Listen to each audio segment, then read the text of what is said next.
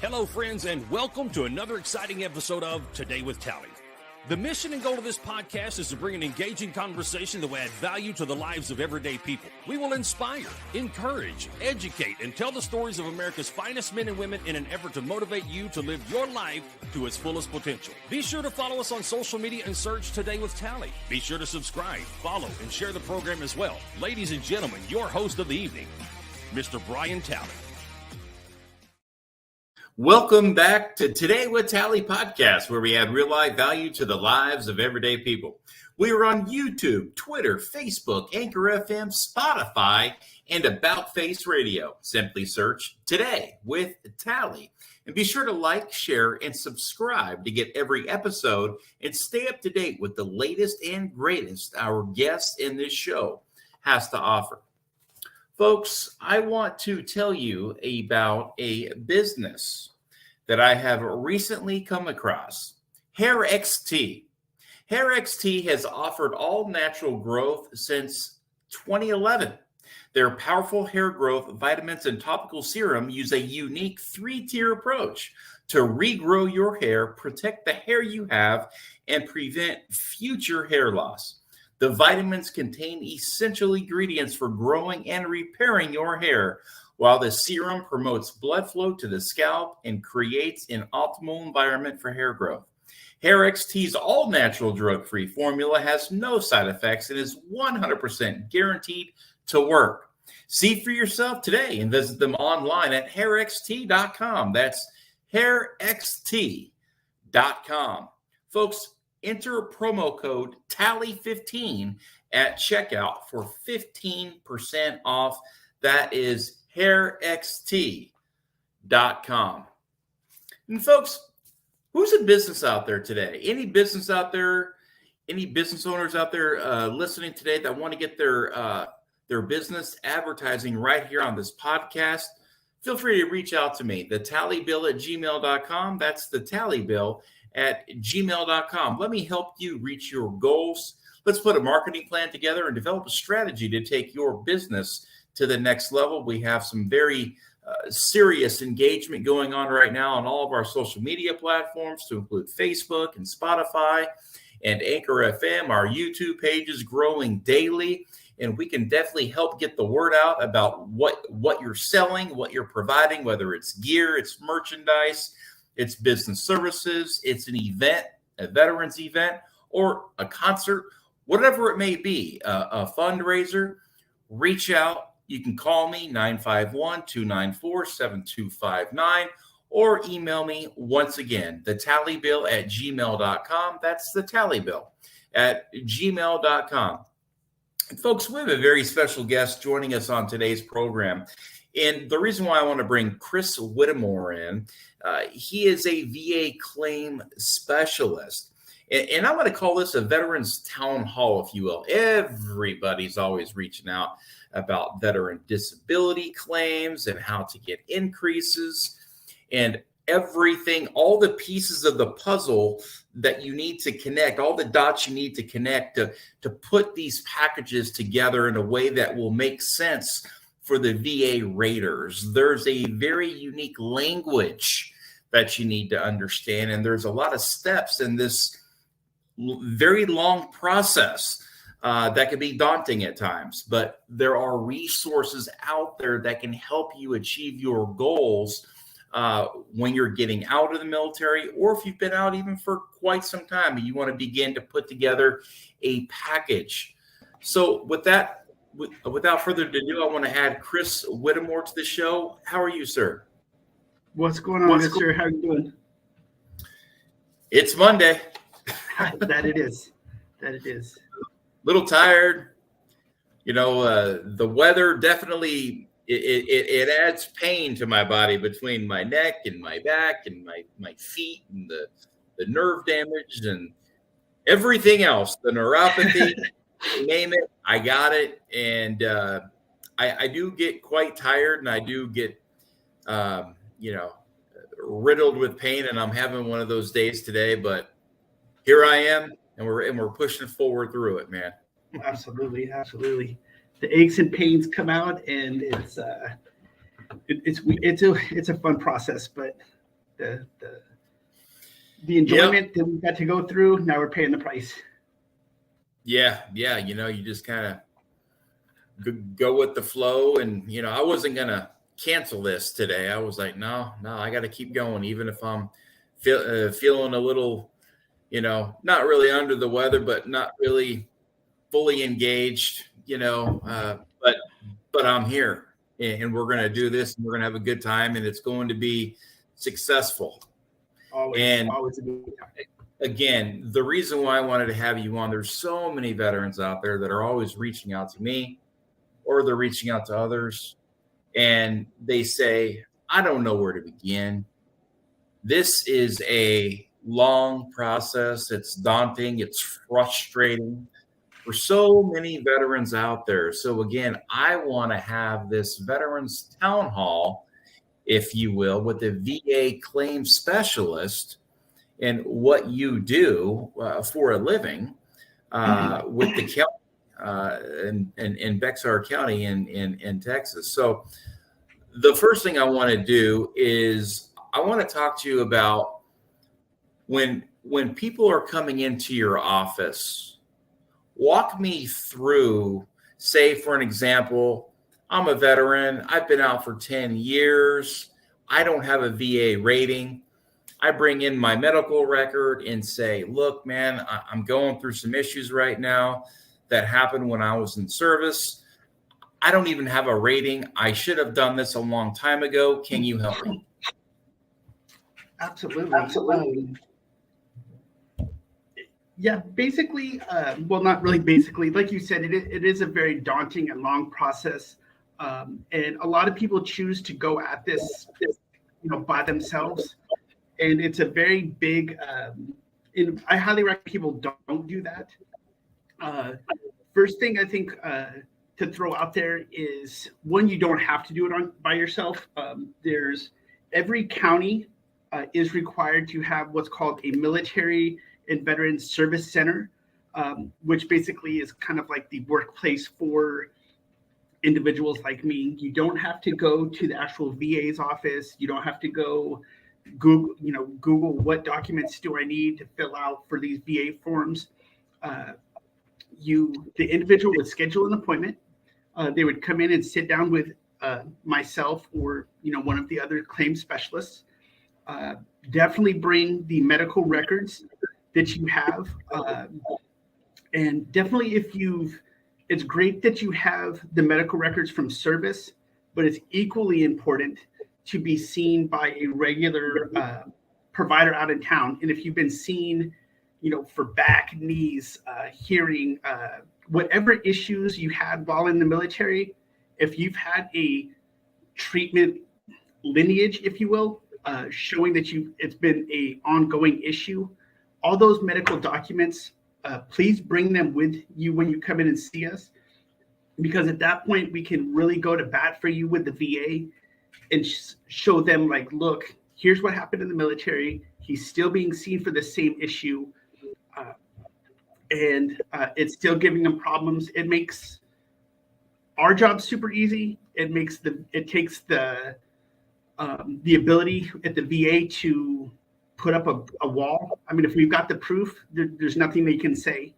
At that point, my job is to go over all your information, fill out all the disability claims that you want to file. And I'll tell people, I'm like, before you come see me, start at your head, work your way down to your toes.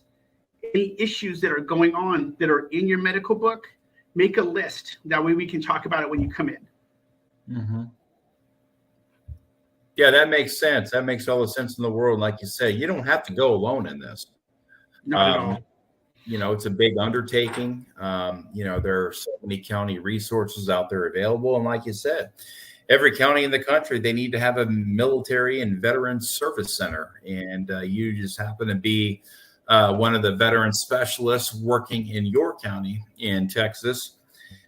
And, it looks like the first thing that will happen is the veteran will come in and you'll do a complete intake of these veterans. And folks, remember, you have to bring all of your medical records, military and civilian. Okay. Yes. If you have any buddy letters from folks that you served with, bring those in as well. Any statements to back up your disability, your service-connected disability, and really all evidence, if you have any and all evidence to prove your condition and your disability and why it's hindering your quality of life, or if it's taking the place of, things that you can no longer do because of your service-connected disability. Chris will put this all together. Now, once you upload all of this into the system, does this go directly into the VA system? It does. Once we get everything together and we go over it, a few times, on average, you can expect, if this is your first time claim, you have all your documents together, you and I are probably going to sit face to face for about an hour and 15 minutes. That's all it's going to take. We have a system down. We'll have everything together. If it's really long and daunting, you might need to give up 2 hours, but it's not going to be where you're sitting here all day long. You're not going to be like ripping your hair out. I walk you through every step, every document that we're going to do. We'll discuss in full. Once we're both good with it, I click submit. It goes directly to the VA. And at that point, I'm going to print out all the documents that we've signed, submitted, all that stuff. So you're going to leave here with a hard copy as well of everything that just got submitted to the VA. And from there, the VA takes over. And the timelines have actually sped up quite a bit. The average turnaround from the date we click submit and send the documents to the VA, it's 4 to 5 weeks. And the VA will call you and schedule you for the C&P exam, basically the big exam with the VA doctors. Once that happens, we also tell you from the date we click submit to the time that you're going to get a rating decision is about 120 days right now. So it's only about 4 months. So the days of the 2-year backlog and all that nonsense are gone. So it's 120 days. And we'll have an answer for you. You'll receive a letter from the VA, and we'll just go. That's the jump off point, and then there's obviously, ways around, going forward from that. But so that's kind of the process. Folks, we're being joined by Veterans Claims Specialist Chris Whittemore, who is also a U.S. Marine veteran. He was a scout sniper. He served for quite some time abroad. He's a combat veteran, like I said.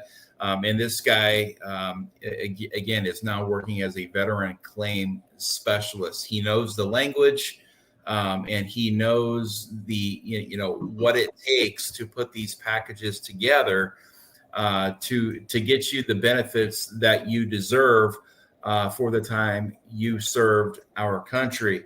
Now, a lot of people have a lot of questions when it comes to the C&P exam, to the compensation and pension exams, because the majority of all these exams are out in town.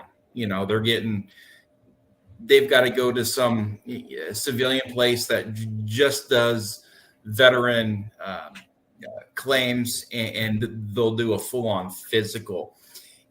How does a veteran prepare for this C&P exam? Do they need to bring documentation to that as well, or do they just show up? Great question. And what we advise the veterans to do is, one, any medical record that they've provided during the initial claim is going to be uploaded into the VA system as well. So one, they don't have to bring their medical book or anything like that. We do tell them to bring all the documents that we complete with them.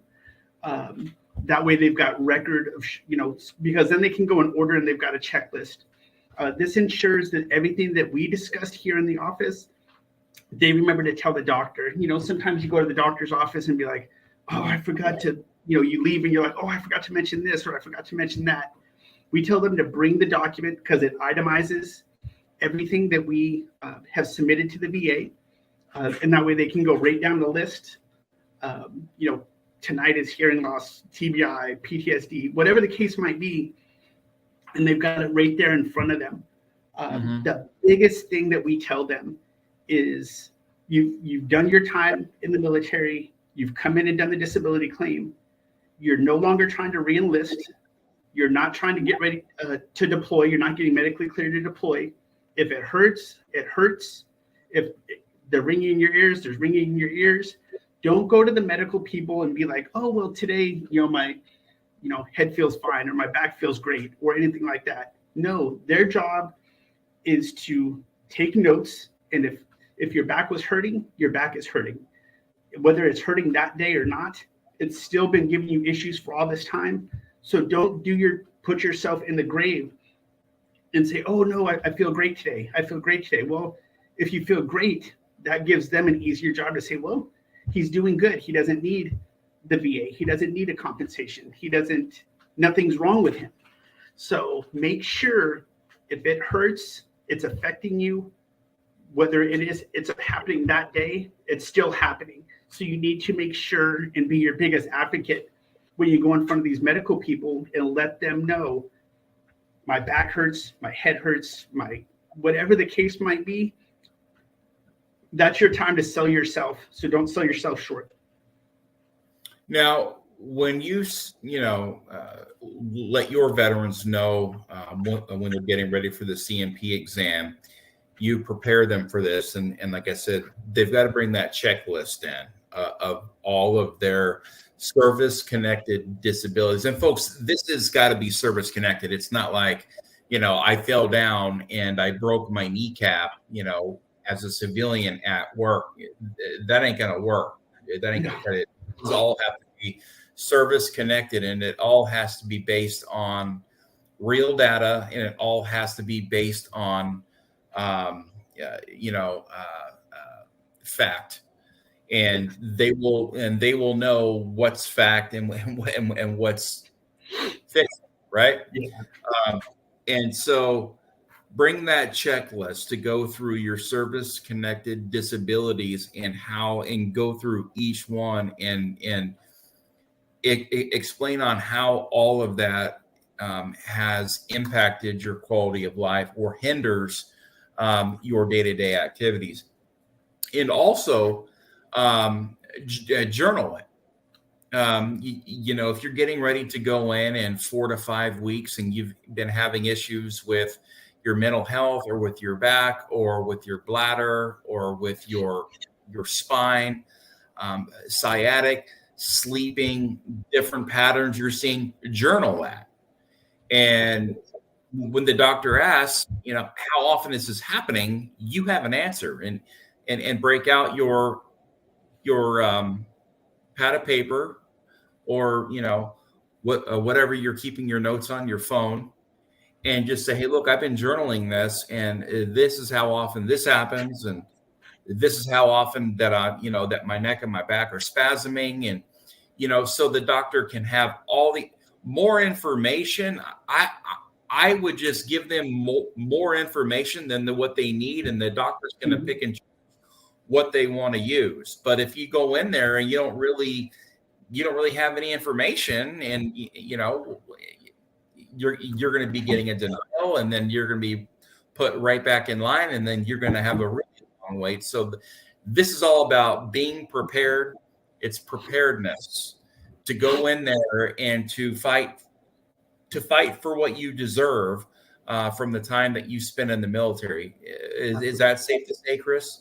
Yeah, 100%. I mean, if the proof is not there, I mean, you have to have something in your service record book. And a lot of us fell victim to this. We do 4 years all the way to 20 years, and you don't want to be that guy who goes in and sees medical, gets that stuff put in your record book, and then for some reason these guys who are out now don't have access to their medical records for whatever reason. They never made copies. They never saved it to a disk before they got out.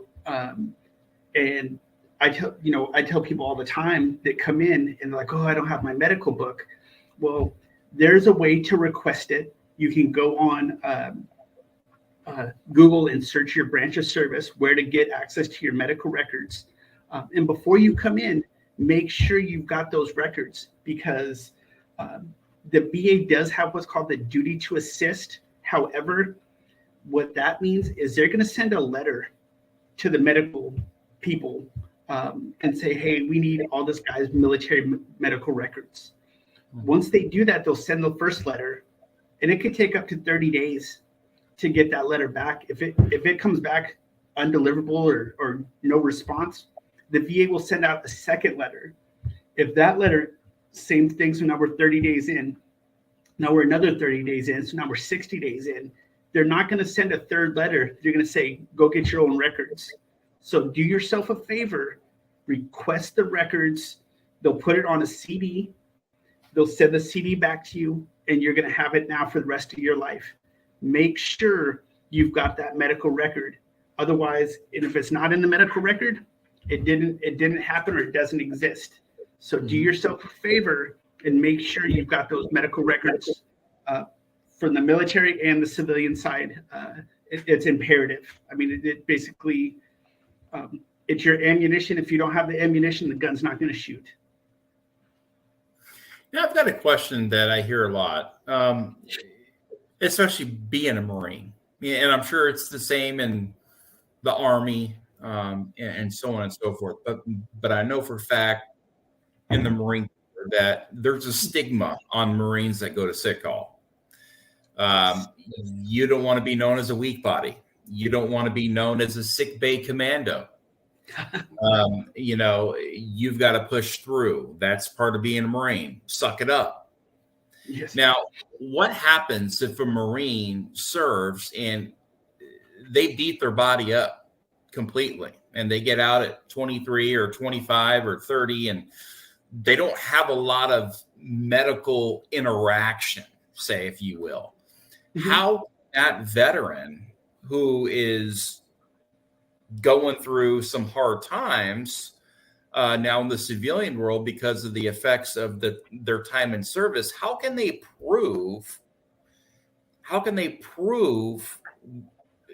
to the VA to get a disability rating with no paper, if you will, with no paper trail of these injuries occurring because of the stigma of being called a sick bay commando, because of what your peers may think of you, and I know that's a very real thing.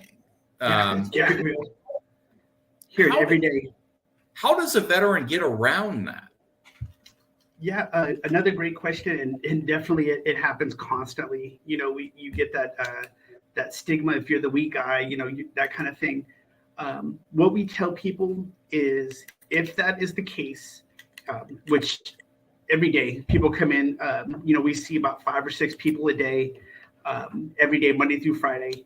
It stays super busy. All of us are always on the go. We tell people, take your medical record, whatever information is in it, and go see your regular doctor out in town, whether that be mental health person, regular doctor, orthopedic guy, neuro guy, whatever the case might be, whatever's going on. What the doctors will do is they will look at your service book and they'll look at what's currently going on, and they write what's called a nexus, NEXUS, nexus letter on your behalf. Basically, what they need to put in there is basically was healthy, was in the military. Now he has X, Y, and Z. And in my medical opinion, this issue that he's having currently is a direct result of his time in the military. Basically, that nexus letter will upload that to the VA and be like, here's this letter from this doctor, and here his opinion is this guy's knee issues, loss of hearing, memory loss, like all these different, wickets, if you will, are a result of the military service. Mm-hmm. At that point, the VA basically will take that nexus letter as proof of okay, this must have occurred while he was in the military. So that's kind of becomes the medical record that you need. Now, what I will say on top of that is, and I hate to say the stigma, but that's what it is. It's a stigma. You don't want to be that guy. Remember, when you're about to get out of the military, or if you're already out and it's maybe, downrange, it's too late or whatever, know that the military is great. It's there, but you need to prepare yourself for getting out, and you need to forget what everyone else like, oh, you're a sick bay commando. If you're having issues, go to the doctor and get it put in your record. What I don't want to say, though, is don't go to them and say, oh, I've got, X, Y, and Z, get the diagnosis, and then never be seen for it again. Like, oh, I've got migraines. Okay, boom. They put migraines in your record. Well, now you go through a year and a half, 2 years, you've never complained one other time about a migraine. Well, the VA can see right through that. They'll be like, okay, you said you have migraines, but you've never taken an aspirin a day in your life. So do you really have migraines? And that becomes, an issue. So set yourself up for success. Definitely set yourself up for success and get that nexus letter from your doctor out in town. So basically, what a nexus letter is a certified opinion from a doctor that gives the evaluation of the veteran. They go through all the signs and symptoms, and that doctor will make the opinion essentially his own conclusion, and will conclude that it's either service related or it's not. And that nexus letter can be used as weight for the veteran while they are preparing your disability rating, correct? Correct. Absolutely correct.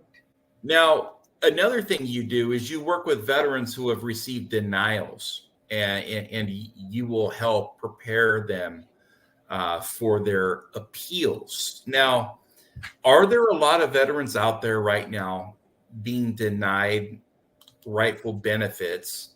And if so, what is the main cause you are seeing in why they're denying? There is a lot. Let's say we see 25 people a week in the office for appointments. I would say 10 are guys who have been denied for something that's service connected or whatever the case might be. The main reason it's happening is one, like we talked about earlier, they don't have it in their medical book. They don't go out and get a nexus letter from a doctor. And a lot of reasons, and I hate to say this because everyone out there is super smart, they're capable of doing the research. But like we said in the beginning, it's a daunting process. Get with someone who does it, like myself, for a living. I mean, this is what I do. This is what pays the bills. The service is free. It doesn't cost the veteran a dime. If anyone says that it does cost them, they're lying and it's unethical. Do the research. The VA's got an accreditation database where you can actually type in the person's name and find out if they're actually VA accredited. If they are VA accredited, it doesn't cost you a dime. So make sure you go and see those people. But a lot of it is not having the nexus letter, not having the proof, and having trying to go against the VA by yourself. I mean, it's kind of like going to court and trying to get yourself off a murder rap without an attorney. I mean, is it capable? Yeah, you're capable of doing it, but let the people who do it for a living, fight on your behalf, and the denials will go become a lot less. And then some of the older generation guys have been denied certain things, but now they've got the PACT Act, ACT Act. The Camp Lejeune water thing is finally at the VA, the Blue Water Navy. So now that there's presumptives is what the VA calls it. Like if you have cancer, something like that, that is part of the Agent Orange. Now these Vietnam vets are actually coming back and applying for these benefits from the burn pits, the Camp Lejeune water. If you were stationed out there at Camp Lejeune during a certain time, these guys can come back now and apply, and they're getting approved like that, because now there's a scientific proof that being here caused this, and now there's compensation and VA disability rating for that specific thing that used to not be there. So that was another problem that's being rectified. Mm-hmm. Now, another thing that you do is you help veterans with percentage increases. As a veteran gets older and they start to experience worsening symptoms, you can sit down with them and reopen a whole new package, correct? Yeah, and it's a lot faster of a process. You'll only be in about 20 minutes in the office, because all we need to do is show the VA your rating was 30% for your knees or something like that. Well, now as you've progressed in age and your knees have become worse and worse, like myself, the knees become more beat up and more beat up. Well, now we just need to see new and relevant, new and relevant information that shows that your knees are getting progressively worse.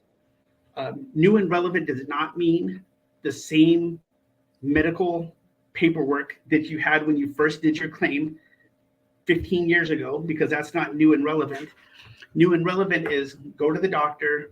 I get it. I don't like going to the doctor either, but go to the doctor, get a updated MRI, x-rays, tests, blood work, whatever you need that's going to help the VA say, like, okay, based on this new evidence, yeah, his knees are getting worse. He's now, using a cane. He's now using a walker. He's now in a wheelchair. Whatever the case might be, bring that information in. We attach it to a single document, send it up to the VA, and it's quick. It's not 4 months. It's probably like 30 days. They don't call you in for another exam. They will look at the medical documents that you have and utilize that. Okay, his knees were messed up before. We rated him 30%. Now this doctor has just done all these new exams, and his knees are getting worse. All right, we're going to bump him up to 50%. And it happens just like that. It's super quick. But don't, come and see a guy like me. Let me do that for you. Because if you just send up irrelevant information to the VA, that's just giving them another reason to deny you. So don't set yourself up for failure is the biggest thing. Allow someone to fight on your behalf, and you'll be happy you did. Right. I mean, it's what you do every single day. And of course too, it's a bureaucratic process, and oftentimes a veteran will have all of this evidence, and all of this will be documented fact, and they do have problems here, and they go alone. And a lot of the times they will be denied because they're not using the correct language on explaining this. This is something I hear about all the time. The raters and the VA, they speak a different language. Is that true? Is that fairly accurate to be said from a guy like yourself who does this for a living for the VA? It is. And, when you get those letters in the mail and the VA says, those letters are kind of the treasure map, if you will, because on the letter at the bottom, they'll say, your condition that was backed up or proved is this. What's not proved is this. Well, they're telling you the information that you have that you sent us is not connecting you to this.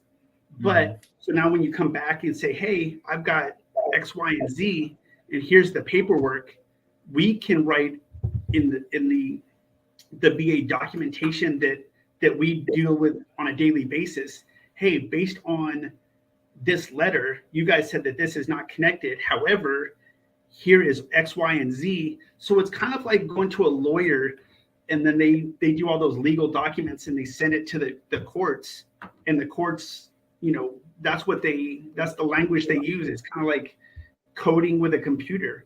You need to speak the right lingo. Otherwise, those VA guys, one, when you submit up those documents, it drives me crazy. But just like when a company searches a resume and they use that little robot that searches for keywords, that's what the VA uses. They use that same thing. And if they're not finding those certain words, it denied, because if it's not, the robot's not picking it up. It's not a human being scrolling through every single page of 9,000 pages of medical documents. It's a little, the artificial intelligence robot that's picking out those keywords, and that's what flags the VA. So it's definitely a weird language that if you're not familiar with it, like a friend of mine, he's in Dallas, he's filed 14 times and he keeps getting denied. Oh, this one got approved, denied. I was like, dude, you could have just come to see me and we could have gotten all together, submitted it, and you'd been done 10 years ago. And it's, the more times you get denied, the more frustrated then you're going to throw your hands up, and you're missing out on all the stuff that you've earned. I don't want to say you're entitled to, because I hate that word entitled, but if you've done all this stuff in the military, this is what you've earned. So get what you've earned, but don't get frustrated. If you, here's these documents. Well, we need more documents. Or you just come see me and be like, hey, I need you to bring X, Y, and Z, and then you're done. Right. Do you believe that if veterans were to use a service organization like yours in the county that you work in, with your veteran services and benefits that you guys offer? And again, guys, this is nationwide. In every single county, they have a veterans service county resource center. Does the VA look at, puts these together, and will ultimately have that veteran will have some credibility going into the initial rating process? Yes, I really think the VA spends all the money in their piece of the pie to train us and get us certified in the system. And they're doing that because, you have the same type of people at the VA specifically that my father-in-law used down in Houston. He went to one of the people at the VA and they set them up. But those guys are like months and months and months backed up. So they've got us trained to where we can see, if you call in and say, hey, I need an appointment to do an appeal, a new claim, whatever, we can get you in the next week usually. So you're waiting a week versus a couple months. So give us the headache. That way you're not facing it alone, because the VA is a big machine. I mean, it's like you said, it's a bureaucracy. I mean, it is what it is. And it's a big scary monster. And if you're not prepared for it, it's, you're going to kill, on a slippery slope. And it's a very frustrating process. So, folks, lean on folks like Chris Whittemore in your local county. Help them cut through the red tape. Help them cut through that bureaucratic process, folks. These guys are trained professionals. They know how to speak the language. They know how to peruse and skim through your medical records. They know what will work on what you can actually claim for your service-connected disability. If it's not service-connected, they'll know to throw that out, and they will use what they can. If you don't have it, they can do nexus letters, so on and so forth. Now, when you were talking a little bit earlier about veterans getting increases, right? They have to prove that they have new and relevant evidence, and they need to prove their case. And part of proving that case is to show continued deterioration or continued or worsening problems with their ongoing disability. Does that require going to the doctor often in the civilian world, or going to the VA often? Or again, what if work gets in the way and a lot of other things are hindered and these veterans are just throwing pills and they're like, my back's getting worse. There's nothing that the VA doctor's going to be able to do for me except for throw me more pills. Well, I get all of my pills, so why go to the doctor? There's really no reason why. Yeah, you don't have to always go like a constant thing, but you can't. Like if something's really bothering you, don't throw yourself under the bus and treat it over the counter. Go to the doctor. Like take especially with most doctors on that big backup log. Do your best to go. At least quarterly. I mean, you don't have to go every week, anything like that. But if it's something that's really bothering you, that's really affecting you, like, your knees, you can't walk, you can't drive. I mean, work is horrible. You need to go and track that. You don't need to, go every other day, like, oh, my knees are still messed up. Well, clearly, if you just went yesterday, 2 days later, yeah, your knees are probably going to still be messed up. Mm-hmm. But show like a stair step. Like every time you go, they're going to annotate, yep, knees are worse, x-rays, or whatever they're going to do. Do yourself a favor, give up that hour. I mean, it's tough, with work and stuff like that, but don't crucify yourself by not getting this stuff documented. Or if it's, if the proof's in the writing, if it's there, it's there. If it's not there, now you're going uphill. You're an uphill battle again, because it's just not there. Mm-hmm. Yeah, I mean, I guess I was just more or less saying you're in the system at 30% for knees and back, and they're already giving you all of your ibuprofen. They're already giving you all your muscle spasm. They're already giving you your muscle relaxers. They're already giving you pain pills, whatever it may be. You go to the doctor, you already know what they're going to say. It's the same song and dance. My back hurts, my knees hurt. Now, even if they don't go to the doctor all the time, would it be safe to say that an MRI or an X-ray could prove that deterioration from 5 years ago or 8 years ago, and that would suffice as new evidence? Yeah, I mean, if you're in that situation, absolutely. If you're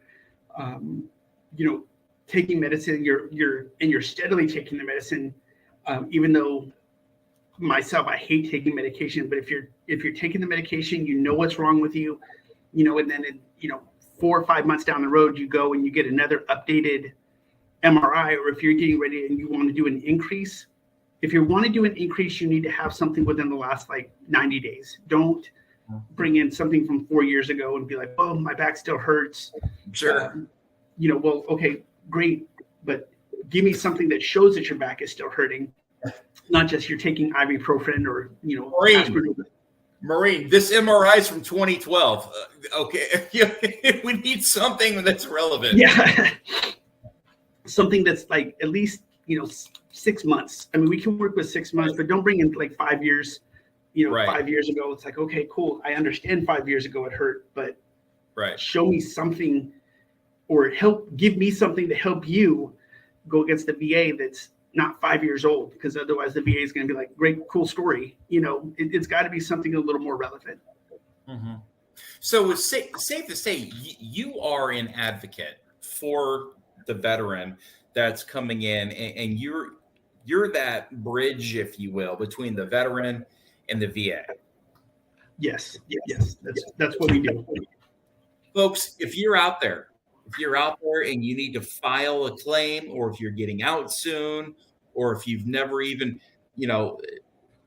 decided to do this, or if you're thinking it's time to get a rating increase, I encourage you to go find your military and veteran service center in your county. It is free, and every county in America has train representatives that work directly with the VA and prepares these documents for disability ratings and increases, and they get everything directly uploaded. This is what Chris Whittemore does for a living. And so it takes a lot of time to do this, but if you have somebody in your corner, like a military a service officer or veteran service officer like Chris, this will make this daunting process less of a hassle for you, because you know you have somebody in your corner that has prepared everything diligently with the right language and everything, that you need to have a successful, take and have a successful approach at getting this done the first time, because we all know the disability process. When you get denied, you are in line with tens of thousands of others, and it takes years and years and years sometimes to get to be in front of a judge or whatever it may be. So get it done right the first time. Now, you also work with death and survivor benefits to assist widows, children, any and all next of kin. Can you explain what you do in this case and in this circumstance? Yeah. All the stuff that the the widow, the spouse, the children, death benefits, pensions, all that stuff. When that loved one finally passes away, or whatever, or if you need help applying for the burial stuff or the transportation to and from the cemetery, what the pension benefit's going to be. Just because somebody is 100% service connected, and they're making $3,500 a month or whatever that you're used to, once that person passes away, the VA is not going to keep paying you $3,000, $4,000 that they were giving that vet. Okay, so there's going to be a hit. But what you need to know is when you bring in those documents that prove that individual has passed away, if they're it's a service connected thing, hypertension, high blood pressure, he has a stroke or a heart attack, something like that. Don't think, take the time to grieve. We ultimately want that, but bring in the documentation that shows that love, the death certificate, what on the death certificate is going to say what he passed away from. Allow us to contact the VA on your behalf. We've got documents that we do every day for people. Like today, I've got 2 coming in, 2 different appointments that are going to be this, and I'm going to do all the paperwork for them, submit it to the VA, get any reimbursement stuff done, get that pension to keep going. It's not going to be $4,000; it's going to be reduced, but give us the ability to help you take that small piece of stress, anxiety off your plate, and allow us to submit that on your behalf. That way you don't need to worry about the VA. You don't need to worry about paperwork. You don't need to worry about the bureaucracy. You need to take care of yourself and your family. So don't go against them yourself, because it's just going to cause more heartache, more frustration. Let us do that for you. Mm-hmm. In one thing I've recognized from you is that you're a genuine man, and you're a man of sincerity. And I could see you doing a really good job at this, because you know how to put people at ease, especially folks that are coming in there that have had a death, and they've got to deal with the death and the survivor benefits, and they're widowed, or the children are coming in and they're confused and they're lost, and the next of kin, there's so much involved here. And even if you're a veteran going in, look, and I say this all the time, the veteran population is an at-risk and vulnerable population. And they're dealing with post-traumatic stress. They're dealing with pain, anxiety. They're dealing with physical pain, emotional pain, mental pain. And you just can't be there acting like, you're the intake guy at boot camp. You have to No. you have to be relatable, and you need to show some professionalism. Again, I think that sincerity and that genuine aspect is very important. Now, have you seen, veteran suicide is a problem in our country, and a lot of people talk about it and a lot of people don't talk about it. I think the people that don't talk about it are afraid to talk about it because they don't know what to say. And I think the people that do talk about it because they sincerely care, because they've seen or witnessed veteran suicide in their life. Do you ever see any type of correlation here, between the VA, folks waiting for doctor's appointments, folks being denied and denied and denied again, and these veterans saying, I don't know what else I can do. I have a problem, and the VA says I don't have a problem, but I could prove it. And these guys are doing all this on their own. Is there ever any correlation of guys coming in saying, "Dude, I'm done here, dude. This is my final straw. I'm gonna just off myself here, man." Yeah, it's like you said, you can't be like that. And I've had several people come in just like that. They're like, "Look, I've done this. I've submitted this. They keep denying it. I don't know what's wrong." And we actually have been able to set them down. Like a guy, submitted, what was it, depression or something like that. He has clear depression. Like he's got all these issues, but he's submitting the wrong forms, the wrong evidence, the wrong everything. And even in his C&P exam for his chronic knee pain, the doctor put in there chronic knee pain, has depression due to chronic knee pain. Well, depression is a secondary thing to the knee pain. I mean, the doctor clearly at the VA even said it is secondary to the knee pain. But this guy was submitting depression as a primary, trying to get it rated as a primary, which it doesn't matter if it's primary or secondary. It is what it is. Depression's depression. It doesn't matter if it's top, bottom, left, or right. He came in with the documentation. He was in my office for, 15 minutes. We did a form, attached a medical opinion of the VA to this form.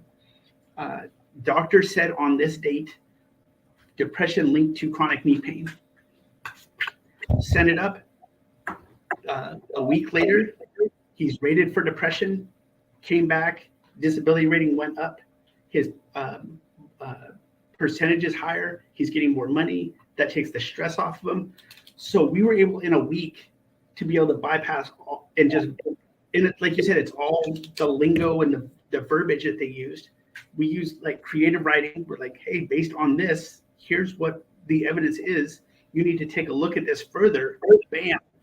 It's coming from us. So we know the right words to put in there that's going to pimp the little robot. The VA sees it within a week. He's rated. So we saved him in a week 6 months to a year of beating his head against the wall, not understanding what was getting denied and why. So again, please, go on the VA's website, and there's a link that you can search the accreditation, but it gives you the opportunity to put in your county, your city, your state, all that stuff, and it'll pull up a whole list of all these people that are accredited through the VA. And then you can pick. It's like picking a real estate broker. You just pick who you like, and you go see them and save yourself the headache, save yourself the beating your head against the wall. Because after a while, it's going to hurt. So don't do that to yourself. You also bring up a valid point too on secondary symptoms. Say you got a bad neck, C3 through 6, and you have a lot of headaches, and because of your neck, you end up having a lot of neck pain, and your neck is stiff, and you're having a hard time move and drive, and you start to get these secondary symptoms. Or say if you have a bad back and it throws off your gait. Well, now that your gait is thrown off, it's starting to affect other parts of your body, folks. And if you have a bad back, that secondary symptom can now be a part of your disability rating as a whole, because you wouldn't have had these secondary symptoms if it wasn't for the initial injury or the initial disability that was service connected. So just because you think that your knee isn't connected, it could possibly be service connected now because you have a bad back. It's going to throw off your gait. Now you have a bad knee because of your bad back. So again, these secondary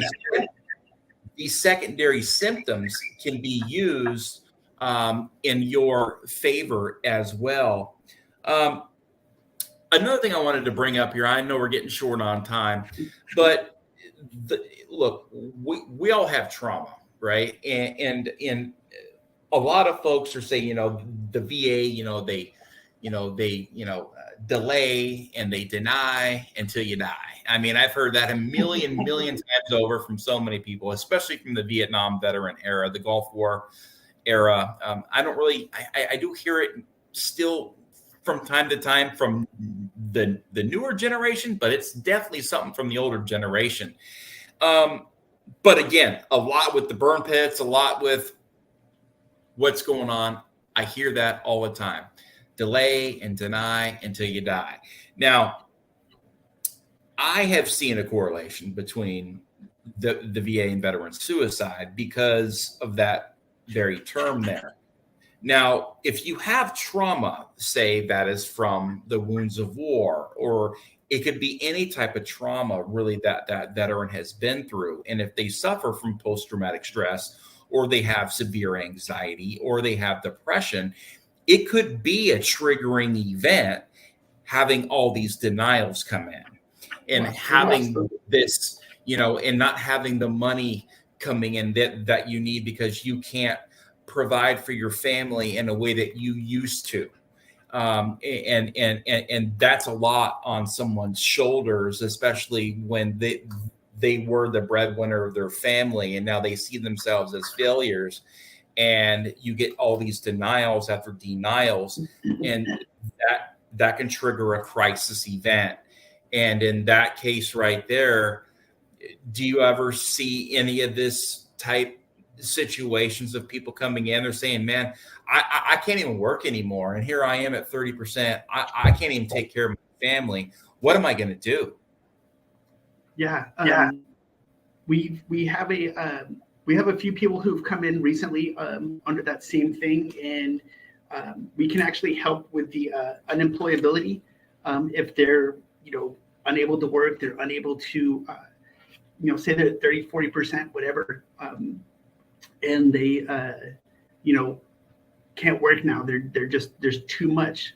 There's a thing called unemployability through the VA. They pay you up to, depending on, and there's a difference too of, can you not work because of this? You just don't want to work kind of thing. There's a gray line, but that is something to look at. But if you're having struggles like that, come in and let's do the paperwork for unemployability. Let's get it sent up to the VA.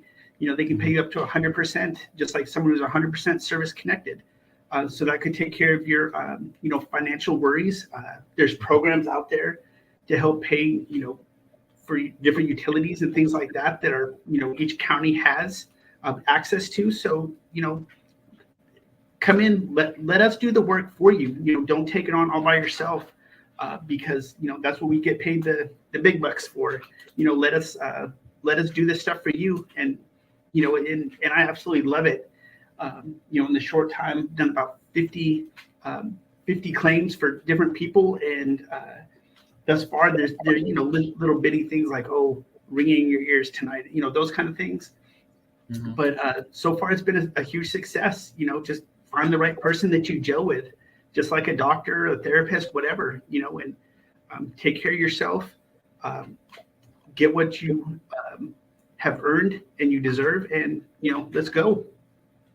Right.